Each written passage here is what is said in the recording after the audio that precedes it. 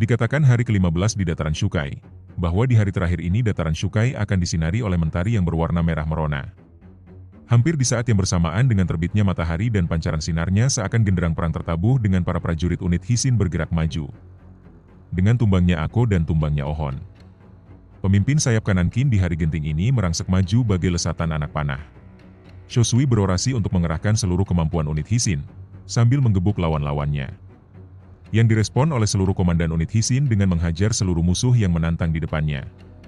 Karyoten yang di belakang pasukannya, mendapatkan berbagai pertanyaan dari pengawalnya yang melihat pasukannya bertempur secara brutal. Ten mengatakan untuk saat ini hanya inilah satu-satunya yang bisa dilakukannya. Yang diinginkan Karyoten saat ini, lebih dari apapun adalah kecepatan. Rencana mereka adalah agar sayap kanan Qin menerjang musuh, lalu menghimpit Riboku dengan pasukan Osen.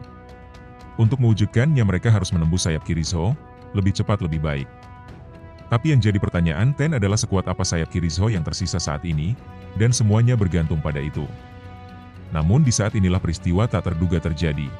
Ten melihat suara gemuruh dan sekumpulan asap di sebelah kirinya yang terhalangi oleh hutan lebat. Setelah Ten menyadarinya, cukup membuatnya terkejut. Tanpa menunggu sayap kanan menembus sayap kiri Zhou dan menentukan posisi. Pasukan Osen sudah berarak menuju Riboku. Yang pertama pasukan penyerbuan. 10.000 prajurit di bawah komando Denrim, komandan ketiga Osen. Yang saat ini Denrim sibuk mengatur posisi pasukannya. Yang langsung direspon oleh lawannya. Dan ternyata yang terkejut dengan pergerakan Osen tidak hanya Karyoten, para komandan Riboku pun terkejut. Mereka bertanya-tanya, seharusnya Osen bergerak setelah pasukan kanannya berhasil menembus pasukannya terlebih dahulu? Sedangkan Riboku tahu betul strategi Osen tersebut akan membawanya ke arahnya mana. Untuk itu Riboku santai dengan pergerakan Osen itu bahkan ketika tahu, 10.000 pasukan Osen sudah berada tepat di depan batang hidungnya sendiri. Riboku hanya memperhatikannya. Kembali ke Karyoten, Karyoten menyadari bahwa Osen sudah merubah strateginya. Menurut Ten dengan menyerang Riboku sekarang ada dua cara untuk pasukannya bertindak. Yang pertama, menembus sayap kiri Zhou lalu menyerang sisi Riboku untuk memaksanya mengalihkan perhatian ke sayap kanan Qin. Dengan begitu Osen bisa leluasa menggebuk pasukan Riboku dari depan. Dan cara yang kedua adalah kebalikannya. Yang dimana pasukan Osenlah yang akan bertindak sebagai pengalih, dan sayap kanannya akan datang menggebuk pasukan Riboku dari samping.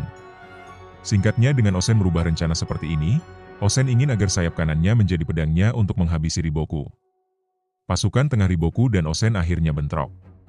Pasukan Denri mencoba merangsek ke dalam sekuat musuh, dan itu pun gagal lantaran pasukan Zhou mempunyai pertahanan yang sangat kokoh. Denri mencoba formasi ular andalannya itu pun juga terbendung oleh pasukan bertahan Zhou. Jenderal Soun yang melihat pertempuran itu, tidak menyangka bahwa perwira-perwira Riboku sehebat itu. Dalam hatinya, Soun meminta Denrim untuk waspada bahwa jenderal-jenderal Riboku bukanlah lawan yang mudah. Begitupun dengan Jenderal Kimo salah satu komandannya Riboku. Ia juga memuji pasukannya, yang berhasil meladeni strategi Denrim dengan seimbang. Sedangkan Riboku sendiri yang melihat itu, meminta para komandan untuk bersikap biasa saja. Lantaran semua pergerakan pasukan Osen tidak akan bisa menembus pasukannya. Riboku berandai-andai meskipun sayap kirinya membiarkan sayap kanan Qin lolos, tidak akan mengubah fakta akan kekalahan dari pasukan Osen. Yang perlu dilakukan pasukan Zhou saat ini hanya bertahan sambil ngopi, sambil menunggu pasukan Osen kelaparan. Itu saja sudah cukup untuk memenangkan pertempuran di dataran Shukai ini. Yang tidak lama dari itu Riboku mendapatkan laporan, suplai makanan di Gyo terbakar habis. Ekspresi pede yang diperlihatkan Riboku beberapa detik yang lalu, sekarang berubah panik. Riboku merubah formasi yang tadinya bertahan sekarang menyerang. Para komandan Osen bingung melihat pergerakannya Zhou itu. Tidak terkecuali Osen pimpinan mereka, yang sekarang sedang tersenyum melihat Riboku pontang-panting.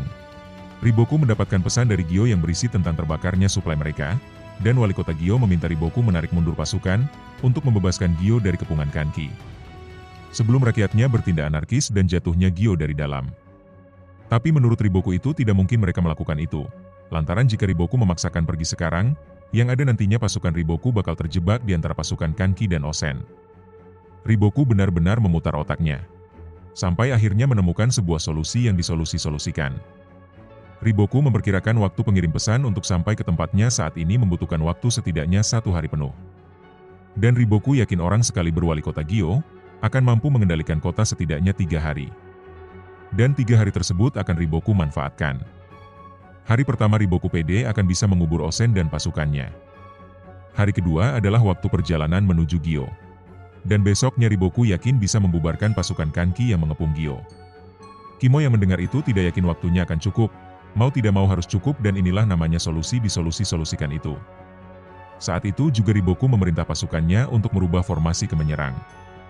Yang setelahnya Riboku terlihat jengkel dan menyadari bahwa semua situasi ini adalah ulahnya Osen. Pasukan Zou mendapatkan instruksi untuk menggunakan formasi bangau besar. Dan itu adalah formasi pamungkas milik Riboku. Kaine menyadari ketika Riboku memutuskan untuk menggunakan formasi ini, itu artinya Riboku ingin menyelesaikan pertempuran ini hari ini juga. Sedangkan di depannya yaitu para jenderal pasukan Osen, mereka sibuk bergosip dengan perubahan formasi musuhnya. Melihat musuhnya panik, para jenderal Osen menebak pasti itu berkaitan dengan Gyo. Dan mereka mulai merinding ketika menyadari bahwa itu adalah ulah pemimpinnya yaitu Osen. Berpindah ke komandan tertinggi Osen, bahwa Osen sudah memprediksi kemenangan ini sejak saat di Red Subi. Dan kemenangannya itu sekarang tinggal Osen genggam. Dan sekarang Osen meminta pasukannya untuk memaksa Riboku berlutut dengan melancarkan serangan penuhnya. Saat situasi medan tempur tengah mengalami perubahan besar. Sayap kanan Qin juga perlahan mengalami kemajuan. Dan sekarang pasukan unit Hisin tidak terhentikan sampai-sampai membuat Banaji memutuskan untuk menarik mundur pasukannya. Banaji meminta seluruh pasukannya untuk mundur ke sisi kiri pasukan Riboku yang berada di tengah. Dan mundurnya Riboku tersebut membuat pasukan unit Hisin bersorak. Menurut Ten ini hanya penarikan mundur taktis dan mereka masih punya rencana. Yang dimana rencana Banaji adalah mereka tidak berminat menghentikan unit Hisin dari depan. Mereka berniat mundur menjaga jarak sehingga pasukan Banaji akan tetap menjadi ancaman. Dengan begitu Banaji bisa memecah fokus pasukan unit Hisin, untuk tidak berfokus seluruhnya kepada pasukan Riboku. Lantaran di belakang unit Hisin ada Banaji, jika nantinya benar-benar unit Hisin menghantam pasukan Riboku. Dan satu-satunya cara bagi Ten untuk meladeni strategi Banaji tersebut adalah dengan memecah menjadi dua pasukan. Pasukan pertama bentrok dengan Riboku dan pasukan kedua menghantam Banaji. Yang jadi masalahnya apakah unit Hisin bisa mengalahkan Riboku hanya dengan setengah pasukannya?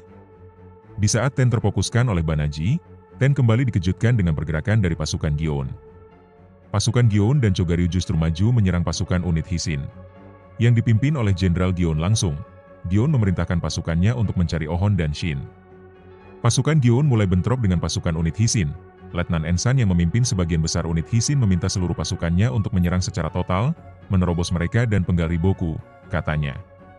Orasi Letnan Ensan tersebut sukses membuat pasukannya bersemangat. Momen itu juga disaksikan oleh Ten, dan memuji orasi Letnan Ensan itu. Karyo Ten juga mendapatkan laporan berbagai kemenangan di semua sisi pertempuran, tapi menurut Ten itu belum cukup cepat untuk menggerus pasukan Gyeon. Dan Ten tahu betul alasan pasukannya melambat, yaitu lantaran Letnan Kyokai dan Kapten mereka Shin sebagai pentolan seluruh pasukan, tenggelam dalam lautan pertempuran. Dikarenakan keduanya masih dalam pemulihan dari luka pertempuran sebelumnya. Dan benar saja diperlihatkan saat ini. Kapten mereka sedang adu-aduhan di tengah pertempuran. Garo yang menemani Shin menyadari itu. Lalu Shin menenangkannya, lukanya itu bukan apa-apa, cukup dengan menggerakkan tubuhnya sampai mati rasa dan nyerinya akan hilang. Mendengar Shin berkata seperti itu membuat Garo jengkel. Akhirnya Koman Hyo dan Garo berdiri di depan Shin, mengambil alih area pertempuran. Sehingga Shin bisa beristirahat sejenak di kudanya.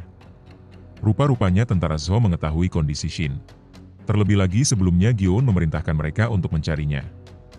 Dan semua informasi itu dilaporkan kepada jenderal mereka Gyeon. Dan Gyeon langsung memerintahkan 10 tombak andalannya untuk memburu Shin dan unitnya. Sambil berkata dalam hatinya kepada Chogaryu bahwa ia akan segera menyelesaikan tugas yang sebelumnya gagal Chogaryu selesaikan. Tapi sebelum pasukan Gyeon benar-benar mencolek Shin dan unitnya, dari arah samping pasukannya datang pasukan unit Gyokoho yang dipimpin langsung oleh kapten mereka Ohon. Pasukan Raiyun yang melihat itu jelas, dengan senang hati meladeni unit Gyokoho, lantaran unit mereka salah satu yang dicari oleh jenderal mereka Gyeon. Sehingga pasukan Raiyun tidak perlu repot-repot untuk mencarinya. Lah wong orang yang dicari datang dengan sendirinya? Tidak perlu arahan dari Ohon, Kanjo langsung maju. Kanjo meminta pasukannya untuk melindungi Ohon. Sedangkan Kanjo dan unitnya yang akan menggebuk pasukan Raiyun dan membalas dendam terhadap rekannya. Sementara itu di tengah pasukan antara Riboku dengan pasukan Osen, pecah menjadi bentrokan langsung antara kedua kubu. 10.000 pasukan Osen dipimpin Denrim versus 10.000 pasukan Riboku dipimpin bangsawan Ko. Tidak seperti Ako dan Mako, Jenderal Denrim tidak terjun langsung ke pertempuran. Dan pasukan Denri menampilkan kekuatan yang luar biasa dari setiap prajuritnya. Terlebih setelah ditempa oleh latihan Denrim, pasukannya menjadi pasukan cerdik yang mampu mengubah pola serangan di pertempuran guna menutup celah apapun, dan dengan lihainya memadukan kekerasan dan kelembutan. Tapi keahlian mereka sama sekali tidak efektif di hadapan pasukan Riboku, dan Denrim masih tidak tahu apa penyebabnya. Futei Komandan Zhou yang melihat itu, meremehkan pasukan Denrim. Menurutnya Denrim tidak akan bisa mengalahkan Zhou. Lantaran pasukan Zhou yang dihadapi saat ini adalah pasukan yang digembleng oleh Riboku sendiri. Yang dimana setiap prajurit dari mereka sangat mengerti dan paham betul strategi Riboku. Bisa dikatakan bahwa pejuang itu adalah sekelompok pejuang ulung. Osen yang memperhatikan pertempuran itu mendapatkan laporan bahwa pasukan Denrim mulai terdesak dan mundur. Namun di balik mata jeli Osen pun masih belum bisa mengungkapkan kekuatan aneh pasukan mereka. Yang membuatnya harus segera mengirim pasukan untuk menguji mereka. Tapi ini jelas bukan pasukan sembarangan, melainkan pasukan sangat patut untuk diperhitungkan. Tidak lama sejak perintah Osen diturunkan, pasukan pimpinan Soun dengan mudahnya mendobrak pertahanan pasukan Zhou yang sebelumnya mendesak Denrim. Para komandan muda Zhou yang melihat itu sadar bahwa sekarang Osen juga menurunkan pasukan ulungnya. Tapi Futei menegaskan bahwa selama Osen tidak bisa menguasai strategi Riboku, pergerakannya tersebut sia-sia saja. Perkataan Futei juga dibenarkan oleh Kaine. Menurutnya itu hanya gertakan sambal, karena panik melihat ketangguhan pasukannya. Sedang Riboku sendiri memperhatikan medan pertempuran dengan serius, dalam ekspresinya terpancarkan kepedean bahwa pasukannya tidak akan kalah. Dan terbukti, keganasan pasukan Jenderal Soun dan Wakil Jenderalnya terhenti. Pasukan pimpinan bangsawan kok bisa melakukan pergerakan fleksibel. Yang dimana setiap Wakil Jenderal Soun menebaskan goloknya kepada mereka, pasukan Zhou bisa dengan mudah menghindarinya, yang setelahnya menyerang balik pasukan yang dipimpin Jenderal Soun. Jenderal Denrim dan Jenderal Soun yang memimpin pasukannya masing-masing pun bingung cara menghadapi pasukan Zhou saat ini. Sedangkan Jenderal Osen melipat tangannya di dada, sambil mendengarkan kecemasan para pengawalnya yang melihat pasukannya terhentikan dengan mudah oleh pasukan Zhou. Yang setelahnya Osen berkata, "Oh begitu rupanya." Menandakan bahwa Osen sekarang mengerti, dan punya taktik untuk mencounter taktik Riboku tersebut. Yang setelahnya Osen menggerakkan seluruh pasukan utamanya yang dipimpin langsung oleh Osen sendiri. Melihat pergerakan Osen membuat seluruh medan pertempuran tertuju kepada Osen dan pasukannya, dan menjadi pertanyaan bagi mereka, apa yang Osen sekarang rencanakan? Dan satu-satunya yang mengerti akan pergerakan Osen tersebut, siapa lagi kalau bukan Riboku? Langsung direspon olehnya, dengan mengirimkan 10.000 pasukan bangsawan Rai. Yang juga mempunyai kekuatan yang sama seperti pasukan bangsawan Ko, yang sekarang sedang berhadapan dengan Denrim dan Soun. Dan yang membuat seluruh medan pertempuran heran adalah saat melihat pergerakan pasukan utama Osen. Pasukan mereka melancarkan serangan dengan cara sesantai mungkin, tidak menggunakan formasi. Hanya berjalan santai tanpa keluar dari barisan mereka. Tidak seperti tentara biasa yang melihat pergerakan Osen, itu terlihat kebingungan, Riboku malah menampilkan ekspresi terkejut. Sampai akhirnya kedua pasukan itu bentrok, dan hasilnya, berimbang. Sehingga untuk kesekian kalinya Osen menjadi pusat perhatian dari kawan dan lawannya. Sampai akhirnya Jenderal Denrim dan Soun mengerti, bahwa kedua pasukan yang bentrok tersebut tidak menggunakan strategi. Dan pertempuran ini persis saat Karyoten menghadapi Gion. Menurut Osen strategi yang digunakan Riboku adalah strategi yang bernama awal mula. Kalau dicontohkan strategi awal mula itu seperti menggerakkan anggota tubuh, contohnya seperti kita menggerakkan tangan pasti selanjutnya yang akan bergerak adalah bahu, dilanjutkan dengan pinggang dan seterusnya. Dan yang bisa melihat strategi serumit itu adalah orang yang menguasai puncak seni bela diri. Dan satu lagi jenderal yang bisa menggerakkan pasukan serumit itu adalah jenderal yang bertipe insting. Mendengar penjelasan Osen itu kembali menjadi pertanyaan bagi para pengawalnya, mereka bertanya-tanya bukankah Riboku jenderal bertipe strategi? Lalu Osen menjelaskan bahwa saat pertempuran koalisi, Riboku sudah berhadapan dengan jenderal bertipe insting yang hampir sempurna yaitu Dukhyo. Dari satu pertempuran itu Riboku berhasil memecahkan mekanisme dari berbagai tipe insting bertempur. Lalu dia menjejelkan ilmunya tersebut kepada bawahannya yang bertipe strategi. Dari percobaan tersebut lahirlah pasukan persilangan, yang menggabungkan kekuatan dari strategi dan insting. Dan setelah menjelaskan itu, Osen mengakui bahwa Riboku persis seperti dirinya seorang monster. Bangsawan Rai selaku pemimpin pasukan Zhou yang menghadapi pasukan utama Osen. Sampai terhentak melihat Osen yang bisa menemukan kelemahan strategi Riboku secepat itu. Yang setelahnya pertempuran langsung antara Riboku versus Osen terjadi. Keduanya langsung adu strategi dan adu perintah ke unit pasukan masing-masing.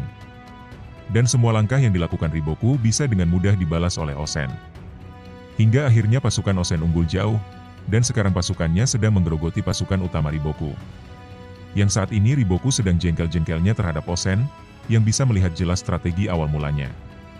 Sekali lagi bangsawan Rai yang menjadi lawan Osen terhentak, ia tidak membayangkan bisa jadi begini, meski ia membantah bahwa Osen tidak lebih hebat dari Riboku, tapi tidak bisa dipungkiri bahwa kedudukan mereka seimbang. Yang setelahnya bangsawan Rai mengutuk Osen. Berfokus di pihak Osen, Osen mendapatkan berbagai laporan kemenangannya di berbagai wilayah pertempuran. Dan pasukannya siap diperintahkan untuk melanjutkan dengan serangan penghabisan. Tapi di luar dugaan, di saat pasukan Osen unggul jauh, Osen malah memerintahkan pasukannya untuk mundur. Sehingga membuat para tentaranya bingung. Osen menyadari betul setiap gerak-geriknya pasti akan diikuti oleh pasukan Zhou. Dan tujuan Osen adalah dengan mengumpulkan seluruh pasukan Zhou dan membantainya dengan sekali gerusan. Keputusan ini akan membuat musuhnya, pasukannya sendiri, bahkan Riboku terhentak. Tak ada yang menyangka ini. Meski sedang bentrok dengan bangsawan Rai, Osen mulai merangsek ke barat untuk bergabung dengan pasukan Denrim yang berada di tengah. Langkah ini begitu mendadak sehingga membuat semua orang ternganga. Yang pertama bereaksi adalah Soun. Tanpa perintah, Soun menggerakkan sisa pasukannya ke dalam pertempuran. Dan semakin menambah kekacauan medan perang. Pergerakan Osen itu cukup sukses membuat seluruh pasukan Zhou beserta komandan-komandannya gaduh dan kebingungan. Lantaran pasukan Osen saat ini tidak terlihat adanya taktik dan sangat berantakan. Tapi lagi-lagi yang menyadari pergerakan Osen adalah Riboku. Memang beda level Jenderal Zhou satu ini. Ia menyadari meskipun pasukan Osen terlihat berantakan faktanya di mata Osen dan para komandannya tidak. Riboku menyadari bahwa Osen saat ini sedang mengambil posisi di tengah kekacauan. Sambil menghalau pasukan Zhou, Osen membentuk suatu formasi. Menurut Riboku melakukan hal itu di tengah pertempuran bukanlah perkara mudah, tapi Osen bisa melakukannya. Dan sekarang pasukan Osen sukses membentuk formasi yang mereka namai sebagai formasi Bangau Merah Besar. Untuk kesekian kalinya para komandan Zhou hanya bisa melongo. Keterkejutan mereka bertambah saat Osen tiba-tiba muncul di hadapan mereka. Bahkan bangsawan Rai menebak-nebak apakah itu sebuah perangkap? Tidak hanya komandan Zhou, para komandan Osen sendiri pun bingung. Yang tidak lama dari itu Riboku muncul di hadapan Osen, dan menambah kebingungan di seluruh medan pertempuran. Apa yang terjadi? Dua komandan tertinggi dalam perang besar ini berhadapan, dan saling berbincang di tengah pertempuran. Pembicaraan mereka dimulai oleh Osen yang memuji Riboku berani menunjukkan diri di hadapannya. Tapi menurut Riboku ia merasa bahwa Osen ingin berbincang dengannya makanya Riboku datang. Riboku memejamkan matanya, dan berkata kepada Osen, bahwa ia tahu pasukan Osen hanya punya kobaran api semangat untuk mengganjal perut mereka saat ini, melanjutkan ini hanya akan berakhir dengan dua kemungkinan. Mati oleh pedang Riboku atau kelaparan. Menyerahlah, dengan begitu Riboku akan menjamin kelangsungan hidup Osen dan pasukannya. Di saat Osen masuk Red Subi, dan memasuki Zhou tanpa ada jalur suplai kekalahan Osen sudah dipastikan Riboku. Yang dibalas Osen, menurutnya pembicaraan Riboku hanya sebuah lelucon, padahal Riboku sendiri sedang mengalaminya hal yang sama, yaitu dengan terbakarnya suplai di Gyo. Dan tidak lama lagi Gyo akan jatuh ke tangannya. Dibalas lagi oleh Riboku bahwa Zhou dengan sejarah panjangnya tidak akan jatuh semudah itu. Osen menegaskan bahwa sejarah panjang tidak akan menyelamatkan Zhou dari kehancuran. Cukup hanya menempatkan orang-orang dungu di pemerintahannya, maka kerjaan tersebut akan bertekuk lutut. Dan keadaan tersebut sangat relevan dengan keadaan Zhou saat ini yang dipimpin oleh Raja Gila. Andai Raja Zhou menggerakkan pasukan hebat Kantan untuk membantu Riboku, Osen tidak akan punya kesempatan. Tapi Osen tetap memilih untuk menyerang karena tahu, Raja Zhou, rajanya Riboku dungunya tidak ketulungan. Satu-satunya penghalang Zhou dari kehancuran adalah Riboku. Osen berani memastikan jika Riboku dilenyapkan, bisa dipastikan Zhou akan langsung runtuh. Tidak peduli sekeras apapun Riboku melawan tindakan hanya akan berakhir sia-sia akibat orang-orang elit di atas Riboku. Dan ceramah Osen kepada Riboku itu ditutup dengan Osen meminta Riboku untuk bergabung dengannya. Sehingga mendengar permintaan Osen itu membuat sekali lagi seluruh medan pertempuran terkejut bertanya-tanya. Menurut Osen, dengan adanya kemampuan Riboku di pihak Osen yakin akan bisa menciptakan kerajaan baru, kerajaan yang tidak tertandingi di seluruh negeri.